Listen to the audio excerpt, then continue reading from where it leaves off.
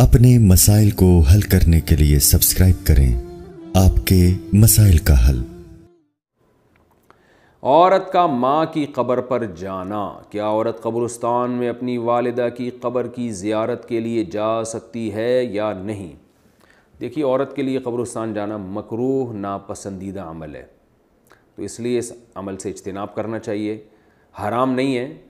अगर मुकम्मल सख्त पर्दे की पाबंदी में ज़िंदगी में एक आध दफ़ा चली जाए और वहाँ जाके कोई बेपर्दगी भी ना हो और रोना धोना भी ना हो और कब्रिस्तान के आदाब का भी ख्याल हो, और ऐसा भी ना हो कि एक दो के जाने से औरतों में ये रिवाज ही चल निकले कि सभी जा रही हैं कब्रिस्तान। तो इन तमाम चीज़ों का अगर ऐसा ख़तरा ना हो तो फिर एक आध दफ़ा कोई खातून अगर कब्र पे चली जाएँ तो इसकी गुंजाइश है।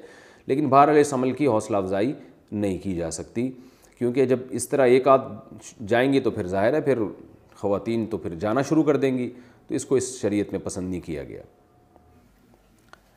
वालिद की वफ़ात के बाद रोज़ाना कब्रिस्तान जाना।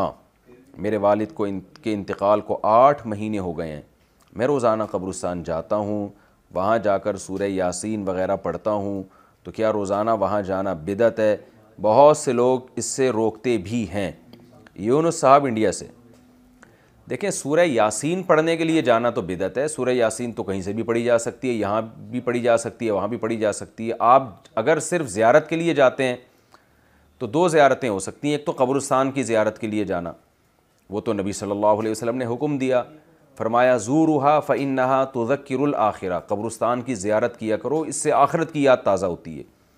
तो जितनी ज़्यादा ज़ियारत करें आप, रोज़ाना जाएँ, रोज़ाना आखिरत कब्र को याद करने के लिए तो रोज़ जाना भी फजीलत है। इसमें कोई मुमानत की कोई दलील नहीं है, क्योंकि जब नबी ने हुक्म दे दिया तो हर आदमी अपनी इस्तिताअत के बक़दर जा सकता है।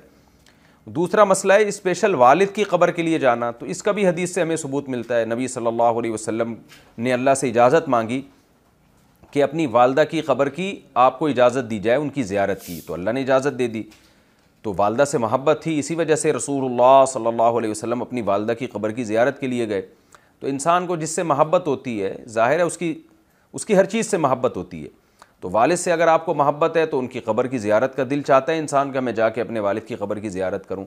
लेकिन स्पेशल दुआ मांगना के लिए जाना या तिलावत के लिए जाना, उसमें जाने की ज़रूरत नहीं है। वो दुआ हर जगह से कबूल होती है, इसाले सवाब हर जगह से होता है। तो इस नीयत से आप ना जाएं। हाँ, जाने के बाद आप वहाँ दुआ करें या कुछ तिलावत कर लें तो वो जायज़ है। एक है गए और आपको ख्याल आया कि खामोश बैठने से बेहतर है कि मैं अपने वालिद के लिए दुआ करूँ, तो ये बहुत अच्छी बात है। लेकिन ये समझना कि वहीं जाके तिलावत करूँगा तो ज़्यादा फ़ायदा होगा, वहीं जाके दुआ मांगूँगा तो ठीक है, वहाँ जाके दुआ मांगने में ज़रा इस्तेहज़ार ज़्यादा होता है, इस लिहाज से तो बहरहाल फ़ायदे की चीज़ है। लेकिन ऐसी चीज़ें आहिस्ता आहिस्ता बिदअत बन जाती हैं। तो इसलिए आप रोज़ाना वालिद साहब की कब्र की ज़ियारत करें तो कोई गुनाह नहीं है, लेकिन इस ज़ियारत की बेस वालिद साहब से मोहब्बत होनी चाहिए।